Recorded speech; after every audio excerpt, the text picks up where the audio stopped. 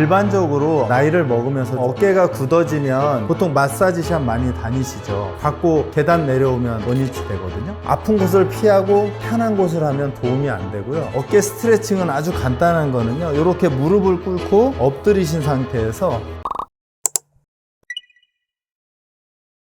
가장 간단한 방법은 옆으로 이렇게 돌아서 거울을 봤을 때 손을 이렇게 들잖아요. 그러면 몸통에서 제 손끝이 수직으로 올라가 있으면 어깨에 큰 문제는 없다, 이렇게 생각하실 수 있어요. 만약에 팔을 들었는데 여기밖에 못 올라가면 문제가 있겠죠. 또는 여기밖에. 그래서 이 높이로 어깨에 문제가 있는지 없는지를 아주 간단하게 확인할 수 있습니다. 어깨 운동을 하기 전에 만약에 운동을 진행한다라고 보면 폼롤러하고 스트레칭하고 근력 운동하고 순서는 이렇게 진행하시는 게 가장 좋습니다. 어깨가 굳어지면 가장 많이 딱딱해지는 곳이 겨드랑이 사이하고요, 어깨 뒤쪽이거든요. 그래서 폼롤러를 쓴다면 그 두 곳을 밀어주시는 게 좋고요. 그래서 그거는 손의 위치로 하시는 게 좋아요. 예를 들어서 손바닥이 지면을 향해 있으면 겨드랑이 사이를 폼롤링 하는 거고요. 그 다음에 손등 쪽으로 이렇게 넘어가면 어깨 후면부를 하는 거죠. 그래서 한 번씩 해보실게요. 손바닥에서 이렇게 밀어서 겨드랑이 사이에 가장 딱딱하고 아픈 부위를 찾으면 그곳을 지속적으로 밀어주시는 거예요. 아픈 곳을 피하고 편한 곳을 하면 도움이 안 되고요. 아픈 곳을 찾아서 그 아픈 곳이 편해질 때까지 반복하시는 게 중요해요. 그래서 이렇게 하면 손바닥을 지면으로 댔기 때문에 겨드랑이 사이가 아마 부드러워지셨을 거고요. 그 다음은 뒤로 이렇게 몸을 살짝 넘기고 손등이 바닥을 향한 상태에서 밀게 되면 어깨 뒤쪽이 이완되죠. 그래서 이렇게 폼롤러를 하고 스트레칭을 하셔야 스트레칭을 가볍게 해도 근육이 편안하게 늘어납니다. 그냥 바로 늘리면 통증이나 불편감이 생길 경우가 많거든요. 폼롤러에서 누워서 주무시는 거 아니고요, 이렇게 문질러 주시면 됩니다. 어깨 스트레칭은 아주 간단한 거는요, 이렇게 무릎을 꿇고 엎드리신 상태에서 이렇게 책상 다리를 네모나게 또는 디귿자 모양으로 엎드린 상태에서요, 엉덩이를 뒤로 앞으로 손을 더 밀어보시고 이 상태에서 앞으로 밀어주시면 돼요. 그래서 엉덩이부터 어깨를 통과해서 손끝까지 일직선을 만들어 주시면 좋고요. 혹시라도 이 동작을 할 때 어깨가 아프시다면 손등을 바닥으로 하시면 조금 편해지세요. 부딪히는 공간을 피할 수 있거든요. 그래서 이 상태에서 체중을 뒤쪽으로 오면서 이렇게 스트레칭을 해주시면 가장 편안하게 스트레칭을 할 수 있습니다. 그 다음에는 이제 어깨 다치신 분들의 대다수는 샤워하실 때 손이 등 뒤로 잘 못 올라가거든요. 그래서 등이 손이 안 닿는 부위가 커지죠. 그게 이제 회전근개가 손상되거나 딱딱해지면 그렇게 되거든요. 그래서 만약에 오른쪽 스트레칭을 한다면 왼손을 올려주시고 수건을 이렇게 잡아주세요. 그래서 팔꿈치 내려주시고 오른손으로 이렇게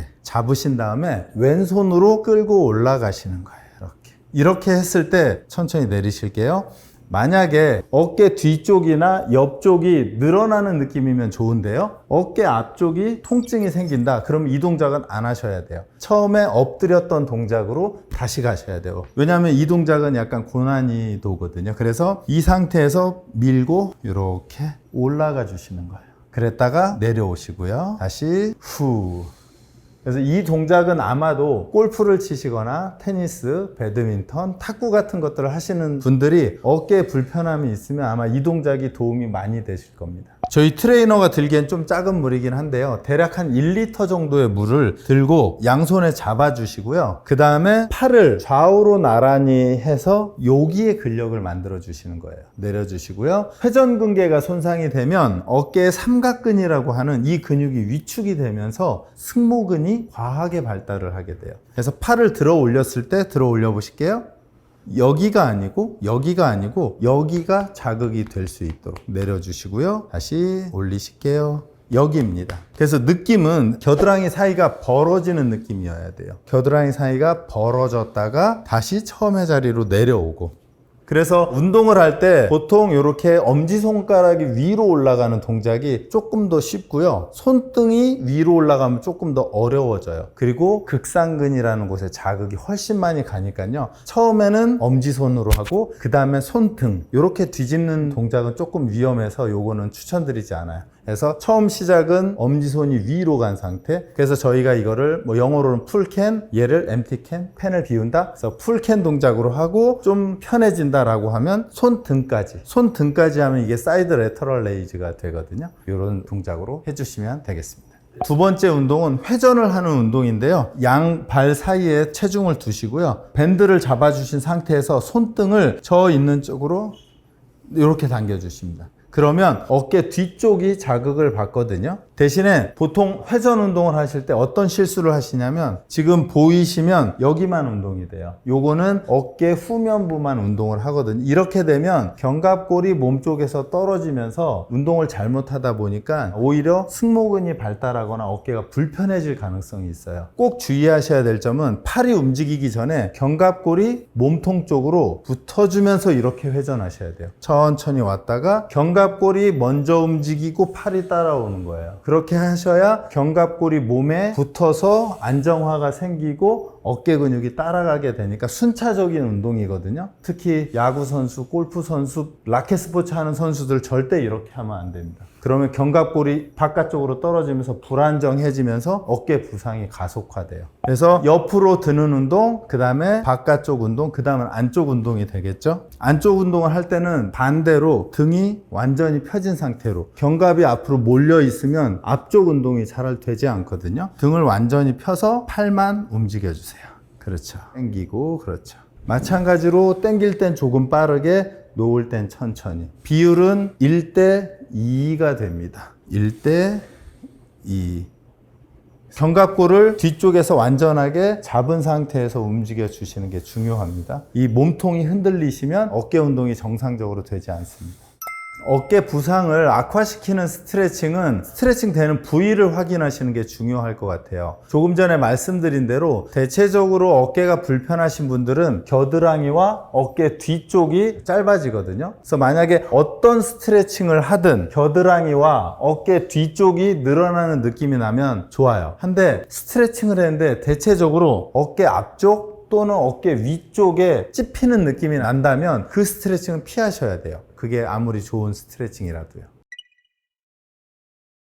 어깨 부상은 여러 가지가 있긴 한데요. 거의 처음에 시작은 회전근개라고 하는 그 회전근개의 손상에서 생기는 경우가 거의 대부분입니다. 어깨뼈가 있으면 측면에서 이렇게 보면 이 어깨뼈를 이렇게 잡고 있는 아주 작은 근육이에요. 그래서 그 근육이 이 팔이 회전을 할 때 작용을 한다. 그래서 회전근개라고 합니다. 오십견은 크게 보면 두 가지의 원인으로 생기는데요. 그 첫 번째는 조금 전에 말씀드린 회전근개가 손상되면서 오십견이 되는 경우가 있고요. 그 다음에 특발성이라고 해서 이유 없이 그냥 염증이 생기면서 오십견이 생기는 경우가 있어요. 그래서 그 두 가지가 조금 다릅니다. 아픈 양상보다는 속도 차가 있다고 보시면 될 것 같아요. 회전근개는 서서히 안 좋아지는 거고요. 오십견이 생기는 위치는 거의 동일한데 오십견이 생기는 속도가 염증에 의한 거는 며칠, 1, 2개월 사이에 그냥 나빠지는 증상이 완전히 다르다고 보시면 될 것 같아요. 일반적으로 부상이 생기면 초기에 이제 급성기라고 하거든요. 통증이 심하거나 아니면 다친 부위가 염증이 가라앉고 손상이 회복될 때까지는 움직이지 않는 게 좋아요. 하지만 통증이 없어지고 나면 움직여서 원래 움직였던 범위들을 찾는 게 순서적으로 하셔야 되는데 안 움직이면 굳어지면서 아까 말씀드린 오십견이 생길 가능성이 높아지는 거죠. 우리 몸의 승모근은 세 가지로 나누어져 있어요. 상승모근, 중승모근, 하승모근. 그래서 이 승모근은 물론 이 앞쪽에 있는 다른 구조물과 협업을 해서 이 견갑골을 몸통에다 딱 붙이는 역할을 해요. 근데 이 견갑골 자체는 회전축이 있는 관절이 아니어서 이 세 개의 근육의 힘의 균형이 맞지 않으면 이 견갑골이 올라가기도 하고요. 이렇게 앞으로 밀리기도 하고요. 밑으로 이렇게 떨어지기도 하고. 이 떨어짐은 바로 목하고 연결되어 있으니까요. 목의 불편함과 등의 불편함, 어깨의 불편함을 만드는 중요한 원인 중에 하나가 됩니다. 보통 승모근이 편해지려면 이 견갑골이 밑으로 떨어져야 되거든요. 그러려면 여기에 있는 근육이 강해져야 돼요. 하부와 중부가. 그러면 이 견갑골을 모을 때 그냥 수평으로 모으는 게 아니고요. 이렇게 대각선 밑으로 모아지는 느낌이죠. 힘 빼보실게요. 이렇게 뺀 상태에서 모은다면 당겨 보실게요. 당겨서 이렇게 잡아주는 거예요. 요렇게 제 손이 가 있는 요렇게 힘을 주시는 거예요. 요렇게 우선은 가슴을 펴는 게 첫 번째예요. 가슴이 펴져야 이 승모근이 견갑골이 밑으로 떨어지게 돼 있거든요. 왜냐하면 원을 그리면 가장 높은 꼭지점이 여기가 되잖아요. 그러면 여기서 흘러내릴 수밖에 없죠. 흘러내리지 않으려면 얘가 완전하게 펴진 상태가 되고요. 그 상태에서 견갑골이 뒤쪽으로 이렇게 모여주셔야 돼요. 그렇게 되면 상승모근의 스트레스는 줄어들고 하승모근이 발달하면서 밑으로 당겨주는 역할을 하게 됩니다. 자세이면서 상승모근의 경직을 억제하는 운동이라고 보시면 돼요. 견갑골을 모아주는 동작을 하는 조금 난이도 있는 동작은 양팔 좌우로 나란히 상태에서 뒤쪽으로 모아주는 동작이에요. 모아줄 때 아까 말씀드린 대로 견갑골이 서로 모이면서 밑에 방향으로 떨어지는 거죠. 이렇게 천천히 제자리로. 그래서 저는 이쪽 손을 잡고 이 견갑골이 뒤로 모이게 되는 거고요. 여기에 너무 힘이 들어가지 않게 해주시면 돼요. 등 요 사이. 그래서 만약에 집에서 가족끼리 하면 요 견갑골 사이에 손을 이렇게 대고요. 견갑골로 서로 이렇게 꽉 물어달라고 하시면 돼요. 그리고 이 위를 한번 만져보시고 딱딱해지면 밑으로 더 내려달라고 요구를 하시면 돼요. 이 두 가지만 하시면 집에서 가족끼리 충분히 하실 수 있죠. 그렇죠. 이렇게 조여주고 그래서 근육의 수축 위치 는 이렇게 내시는 거예요. 상, 중, 하 이 세 개의 근육이 완벽한 하모니를 이루어야 돼요. 서로 잡아당기는 텐션이. 예를 들어서 우리가 목이 아파지는 건 이 견갑골이 위쪽으로 올라간 거거든요. 그럼 아까 제가 상, 중, 하라고 말씀드렸을 때 이 하부 승모근은 힘이 없어지는 거고 상부는 잡아당긴 거니까 둘의 힘의 균형이 깨진 거예요. 지금 이 상태가 두 근육의 사이에 아주 균형이 잘 잡힌 거죠. 그래서 균형은 이 견갑골을 사이로 상부 승모근과 하부 승모근 얼마나 적절하게 자기의 힘을 그대로 가지고 있느냐가 중요한 거죠. 보통 상승모근에 마사지를 많이 받죠. 뭉치고. 근데 이 상승모근이 뭉치는 가장 큰 이유 중에 하나는 라운드 숄더예요. 이렇게 되면 상승모근이 엄청 스트레스를 받거든요. 왜냐하면 머리가 앞으로 나가는 것을 잡아야 하거든요. 물론 상승모근뿐만이 아니라 견갑거근이라는 것도 있긴 하지만 그래서 이 동작을 바로 세우는 것만으로도 상승모근의 강직, 딱딱해짐을 최소한 50% 이상 막을 수 있어요. 어깨를 내리고 요 견갑골을 모으는 동작. 아마 집에서 한번 해보시면 부부끼리 아니면 자녀랑 구부려서 여기 이렇게 한번 만져보시고요. 쫙 펴서 만져보시면 완전히 다른 사람의 상승모근이에요. 그래서 상승모근이 딱딱해지는 걸 이렇게 마사지로 푸는 건 잘못 없는 애를 계속 때리는 거랑 똑같아요. 잘못이 없어요. 왜냐하면 등만 펴주면 얘는 안 딱딱해지거든요. 쇄골하근이 앞에 보이는 이 쇄골 있죠? 그 바로 밑에 있는 근육이거든요. 그래서 이제 보통 라운드 숄더가 되거나 몸이 약간 이렇게 허그돼 있는 상태에서 그 근육이 계속 짧아져요. 그래서 이제 그 근육이 아마 짧아진 상태에서 뻐근함을 유발할 가능성이 크거든요. 가장 간단한 거는 스트레칭 하는 동작인데요. 그 스트레칭을 혼자서 하면 열중셔에서 깍지 껴서 쭉 펴는 동작? 이 동작을 해주면 쇄골하근하고 가슴이 늘어나면서 편안해지죠. 그래서 예전에 나이 드신 분들이 이렇게 뒷짐지고 다니잖아요. 이게 가슴을 좀 피려고 하는 그런 동작들이고 이 동작이 쇄골하근을 조금 더 편안하게 만들어주는 동작이라고 보시면 되겠습니다. 보통 마사지는 누르는 거에서 시작되니까요. 손으로 이렇게 눌러도 마사지고 폼롤러로 해도 마사지고 누르는 것 자체가 다 마사지이긴 해요. 마사지가 일시적인 효과를 가질 수밖에 없는 거는 근육이 짧아진 걸 누른다고 길어지진 않거든요. 그래서 만약에 마사지나 폼롤러를 했다라고 하면 바로 스트레칭까지는 최소한 가셔야 되고 그거보다 조금 더 한 단계 가면 그 주변에 가벼운 근력 운동을 통해서 근육의 길이와 힘을 갖게 해주는 게 필요합니다. 그래서 보통 마사지샵 많이 다니시죠. 받고 계단 내려오면 원위치 되거든요. 이게 유효기간이 짧아서 그래요. 그 유효기간을 늘리려면 최소한 스트레칭, 가벼운 근력 운동까지 하셔야 최소한 하루, 이틀까지 가게 되는 거죠. 그래야 건강을 더 지킬 수 있습니다.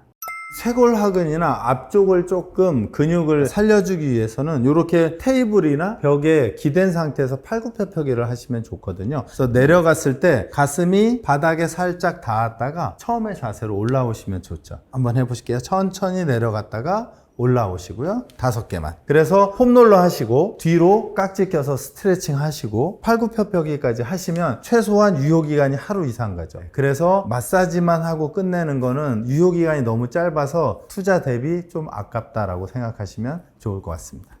기본적으로 운동 어렵습니다. 그리고 힘듭니다. 저도 3번은 쉽지 않고 2번 하는 것도 너무너무 어렵거든요. 근데 저희가 나이를 먹으면서 조금 더 건강하게 지내기 위해서는 아까 말씀드린 투자가 필요하고 그 투자를 한 번에 많이 하는 건 어렵거든요. 그래서 처음에는 가까운 피트니스 클럽이나 짐에 출근 도장 찍듯이 일주일에 한 번이든 2번이든 가시는 거고요. 그 가는 게 자연스러워지면 스트레칭 한번 해보시고 그 다음에 옆에 있는 조그만 아령 한번 들어보시고. 그래서 보통 운동을 실패하는 가장 큰 이유는 시작하자마자 너무 원대한 프로그램을 짜서 그래요. 그냥 처음엔 스며들듯이 천천히 피트니스 클럽에 가는 게 조금 더 자연스러운 생활 환경을 만들어 주시면 조금 더 운동을 편안하게 하실 수 있을 것 같습니다.